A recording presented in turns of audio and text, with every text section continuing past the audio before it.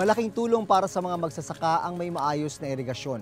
Kapag may patubig, makakapagtanim sila ng 3 beses kada isang taon at hindi na kailangang umasa lang sa ulan. Kapag malaki ang ani, mas marami ring pagkain ang nalilikha. Ang problema, sa buong bansa, 60% lang ng mga sakahan ang may irigasyon. Ang halos 40% gumagawa na lang ng sarili nilang paraan para mapatubigan ang mga tanim. Sa kabila nito, ayon mismo sa Commission on Audit, nasa higit 400 irrigation projects sa buong bansa ang delayed o questionable ang pagkakagawa. Kung sana gagawin ito ng maayos at maganda at talagang ang makikinabang at kapakipakinabang po ay sa mga magsasaka.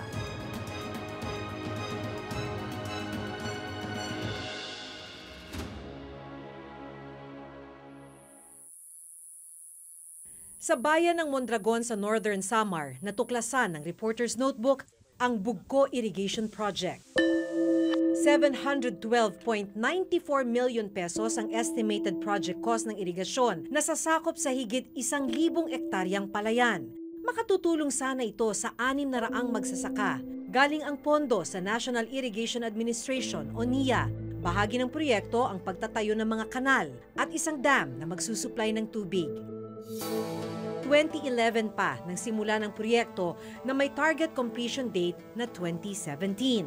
Pero makalipas ang halos 6 na taon mula nang simula nito, nasa 85.08% pa lang ang actual accomplishment nito. Tinubuan na rin ng mga halaman at damong ligaw ang ilang kanal ng irigasyon. Sa dokumentong mula sa NIA Northern Samar, gumastos na ng 561 million pesos para sa proyekto. When it comes to structural design naman, wala naman masyadong structural design yun eh. Ang problema lang na nakita ko doon ay hindi naka-slope ang irrigation project. Dapat naka-slope yun para dumaloy ang tubig. Kasi kahit gaano kalaki ng pump mo, kung masyadong mahaba naman ang dadaanan, hindi na dadaloy ang tubig doon. Nakausap ng Reporter's Notebook ang opisyal ng NIA dito sa Northern Samar na nakasasakop sa Bugko Irrigation Project. Dinala namin sila sa mismong site ng proyekto. Ang ano natin kasi dyan is yung staggered yung allocation. Hindi natin ma-full swing kasi ang full release ng ano natin allocation, hindi naman lahat i-release buong 712 na ano. Hanggang ngayon po, hindi pa rin napakikinabangan yung proyekto? Oo, kasi ongoing pa yung construction natin stage. Hindi pa natin natatapos yung construction stage. May mga consideration tayo na hindi natin matapos yung mga project. Una-una is transportation ng material at saka weather condition. Ang mas malala, hindi pa man nagagamit ang irigasyon, may mga bahagi nito na nasira na at tinubuan na ng mga damo. Marami ng portions na sira. Ayan na, oh. Sira-sira na yung semento, nagbitak-bitak na yung semento. San to sa banda, ma'am. So how can you say na once this is finished, and another portion there, ng, parang clearing ang grabbing distribution para makita natin. Ito nga explanation kanina, yung purpose namin na allocation ganito, pero yung ni-release lang konti lang. So ito lang trabaho namin. So another purpose doon sa kulang para naman share. Kung siguro yung one shot lang, siguro matatapos kagad. Yung pondo na sinasabi na magtrabaho ka muna bago kita bayaran. So halimbawa isang contractor ay nakapagtrabaho na ng 20 or 25% accomplishment na siya, sasubmit na namin sa DBM yon, and then kung minsan DBM will take them 2 months to 3 months bago nila i-release yung pera. So kung small time yung contractor, mabibitin siya sa resources niya, hindi niya mapapaspasan yung trabaho niya.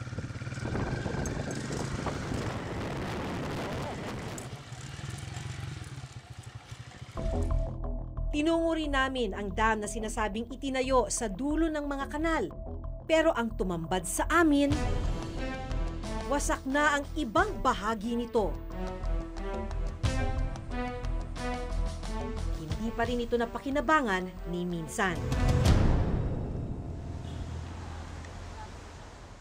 Ipinakita namin sa NIA Central Office ang videong nakunan namin sa Bugco Irrigation Project. Hindi naman tumitigil ang NIA, like ongoing ngayon yung repair.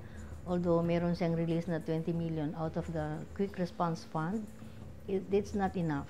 So, kausap ko nga yung regional manager, sabi niya is band-aid solution lang muna para hindi talaga siya tuluyang masira. And to fully repair the damage, na-program yan for 2019.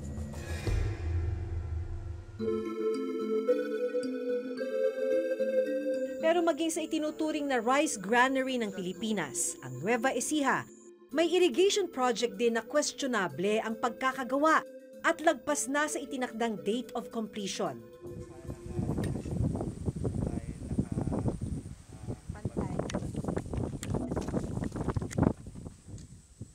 Kailangan nating bumaba sa sasakyan dahil masyado nang maputik itong farm to market road kaya hindi na nakakayaning daanan ng van.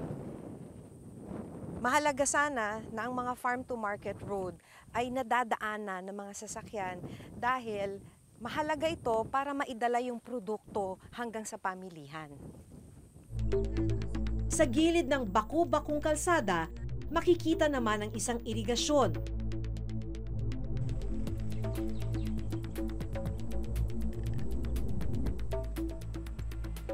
Ang kwento sa atin ng mga magsasaka, noong January 2018, huling nag-release ng tubig dito sa irrigation canal or dito sa patubig. Kaya kung titignan ninyo, punong-puno na talaga ng mga damo, ng mga talahib. Dahil hindi nga nagagamit itong irrigation, hindi na raw nasundan yung pag-release ng tubig nung huling Enero. Ang isa pang problema na sinasabi ng mga magsasaka, napuno na rin ng mga putik yung ilalim nitong irrigation canal. So, ang ibig sabihin nun, kung ito daw, padaluyan uli ng tubig, hindi malayo na magkakaroon ng pagbaha. Sa katunayan po, hindi po ito dumaloy nung una't-una pa man din na paghahanda ng mga magkasaka. Saka lang po dumaloy yan noong malapit na pong mag-ani yung mga tao. Hindi nyo na kailangan nun. Hindi na po kailangan. Ang irigasyon. Opo. Kasi paanin na eh. Opo. Kaya para makapagtanim, gumagamit sila ng sarili nilang pump. Malaking problema nila ito dahil kailangan nilang gumastos ng 20,000 piso sa krudo para sa pagtatanim sa mahigit 1 ektaryang lupain tulad ng nararanasan ng magsasakang si June. Sabi ni June, kada panahon ng taniman, gumagastos siya para sa pagbubungkal ng lupa, binhi ng palay, upa sa pagtatanim, pataba, gamot at iba pang gastusin. Dagdag pasakit sa bulsa na may patubig pang kailangang gastusan. Kaya ang malaking porsyento ng kanyang kinikita tuwing anihan na ibabayad lang sa utang. Halimbawa 40,000 ang utang mo, bayad mo. O kung may interest pa, magkano yung interest nun sa 40,000? Tanggalin mo na doon. Ang matitira na doon, yung sa'yo na sa pamilya mo. O gaya na irrigation, yun. Kung hindi nila matatapos yan, di wala na. Maantala naman yung pagsasaka namin. Ang mas masaklap kabilang ang sinasaka nila June sa naapektuhan ng bagyong Ompong. Kwento nila sa halip na makatulong ang irigasyon para tuloy-tuloy ang pagdaloy ng tubig ulan, kabaligtaran ang nangyari. Kwento ni June at Jose, dahil masyadong mababaw ang itinayong irigasyon sa kanilang lugar, umapaw ito at pinalubog ang kanilang tanim. Hindi po kaya kasi sa liit ng imbornal, hindi po kaya ng lakas ng bulto ng tubig, ma'am. Masyado hong maliit. Opo. At dahil hong maliit, anong nangyayari? Nagiging cause po yan ng pagbaha din po sa amin, dyan sa malapit sa mga kabahayan. Kaya po nung nakarang bagyong Ompong, ay dumanas po kami ng matinding pagbaha dahil po harang yung tubig na galing sa ilog na kung malaki sana yung imbornal o daanan ng tubig ay tuloy-tuloy sana yung daloy ng tubig, ma'am. Naabutan namin ang ilang magsasakang sinusubukang isalba ang kanilang mga pananim na nalubog sa baha at putik dala ng bagyong Ompong. Mano-manong ginagapas ng ilang magsasaka ang kanilang mga tanim.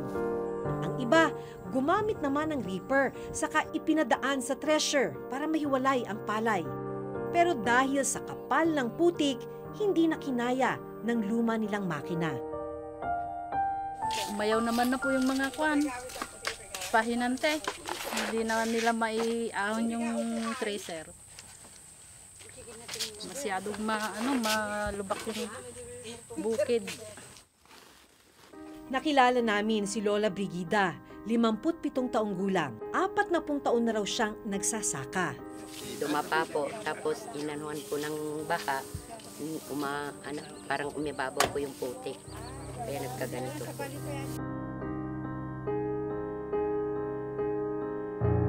Pag lumalabas na yung dayami, ilalagay mo yung tulda, tapos ikaganong-ganong mo siya. Oh.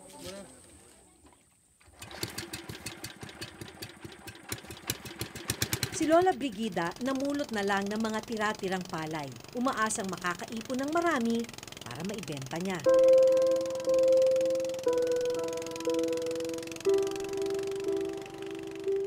Ma'am, kailangan gawin po, ma'am, dahil pag hindi po kami lumusong sa bukid, hindi magpampag, wala po kaming makakain. Dahil may lupa naman kami, ma'am, kaya lang naisanla po. Kaya wala po kaming pag-aanihan. Kahit naghihinayang, ma'am, talagang ganyan po. Wala po akong magawa eh. Kung minsan nga, ma'am, umiiyak na lang po. Kasi, ma'am, ako ang may lupa, ako ang naghihirap.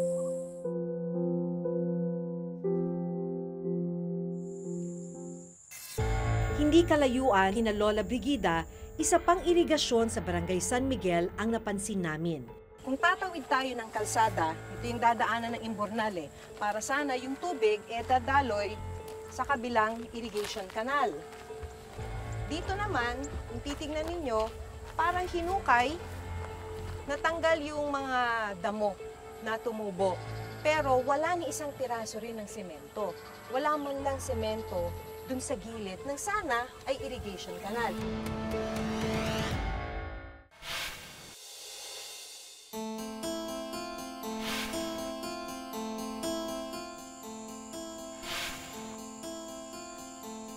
Hindi kalayuan kina Lola Brigida, isa pang irigasyon sa Barangay San Miguel ang napansin namin. Imbornal lang ang natapos rito at tinubuan na rin ng mga halaman ang ibang bahagi nito. Kung tatawid tayo ng kalsada, ito yung dadaanan ng Imbornal para sana yung tubig dadaloy sa kabilang irrigation canal. Dito naman, kung titignan ninyo, parang hinukay, natanggal yung mga damo na tumubo. Pero wala ni isang piraso rin ng semento. Wala man lang semento dun sa gilid ng sana ay irrigation canal. So yung buhangin po na yun, para saan ho sana daw nila gagawin? Sa irrigation, ma'am. Sisimintuhin sana sa ilalim. Sisimentuhin na ho yung kanal. Opo, ma'am. Pero hindi natuloy, ma'am. Paliwanag ng NIA, bahagi ang irigasyon sa Barangay Macamias at San Miguel ng Phase 2 ng Kaseknan Multipurpose Irrigation and Power Project. Sakop ng proyekto ang nasa mahigit 40,000 hectares na sakahan at makatutulong sana sa halos 37,000 magsasaka. Sa dokumentong ito mula sa NIA, nasa 5.4 billion pesos ang pondong inilaan sa Phase 2 ng proyekto. Taong 2014 nang sinimulan ang paghuhukay nito. Tuwing umuulan, nagkakaroon ng parang tinatawag natin doon na flash flooding. Noong ma-realize namin na may mga ganitong problema, hiniling namin sa pangasiwaan ng patubig ng ahensya para ma-improve yung mga existing kanal. May 2018 ang simula ng pagkukonkreto sa mga kanal. Target sanang matapos ang proyekto noong buwan ng Agosto. Kaya lang nung magtatag-ulan na, napilitan kaming isuspend yung mga paggawain dahil pagka pinasok ng mga makinarya yung mga maliliit na kanal na ito ay lalong nalulusak. Earth canal tapos na siya, 100%. Pero doon sa concrete lining works nila, halos mga 30% pa lang yung ano yan. We expect this makumpleto, baka mga December 15 na siguro. Ayon sa NIA, wala pa raw nagagastos ang ahensya sa Phase 2 ng proyekto. Inilapit namin ito sa central office ng NIA. So right after ng cropping season, pwede nang ipagpatuloy yung mga natitirang struktura na pwedeng gawin. So, ang alam ko dyan, baka itong end of October, nag-cut off na sila ng tubig, pwede nang ulit na napagawa yung mga na-suspend na mga gawain. Hindi lang mga irrigation projects sa Northern Samar at Nueva Ecija ang questionable ang pagtatayo. Sa inilabas sa report ng Commission on Audit noong 2017 para sa National Irrigation Administration o NIA, umabot sa 436 irrigation project na may kabuang halagang 11.9 billion pesos ang nagkaroon ng delay at may problema sa disenyo. Mahigit 50 proyekto ang nakitaan ng delay dahil sa hindi maayos na daan, madalas sa pag-ulan at pagguho ng lupa. Problema rin ang road right-of-way, kaya hindi raw matapos-tapos ang mga proyekto. Dahil dito ayon sa COA, hindi nagamit ng mga farmer beneficiary ang mga proyekto at naaksaya ang pondo ng gobyerno. Hindi pwedeng maging excuse ang soil erosion, weather condition, at saka ang road right-of-way.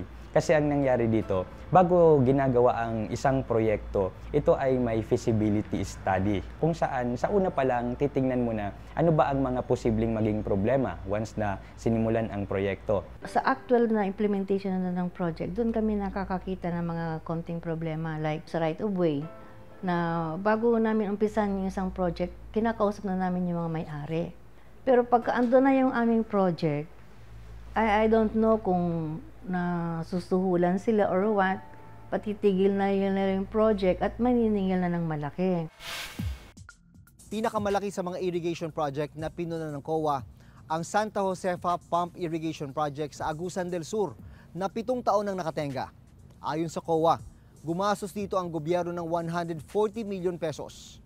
Pero hanggang ngayon, hindi pa rin napakikinabangan. Santa Josefa is actually ongoing din ngayon. Problema kasi din yung right-of-way din. Di ba may mga IPs din naman tayo doon. Yung pa yung isang problema namin yung sa mga IP na as much as possible, ayaw nilang iwanan yung kanilang lupa. Kasunod ng mga puna ng COA, ang NIA humingi pa ng karagdagang pondo para sa susunod na taon mula 41 billion pesos ngayong 2018. Hiling nilang mapataas ito sa 55 billion pesos. All projects namin for 2017 and down, ang commitment ng aming mga field managers to complete these projects by end of December or until the first quarter of 2019. Dapat ay maipatupad na yung batas sa libreng irigasyon, yung Republic Act 10969. Samantalang tinutulungan natin yung ating mga magsasaka sa pangangailangan nila sa tulong o subsidyo naman sa produksyon.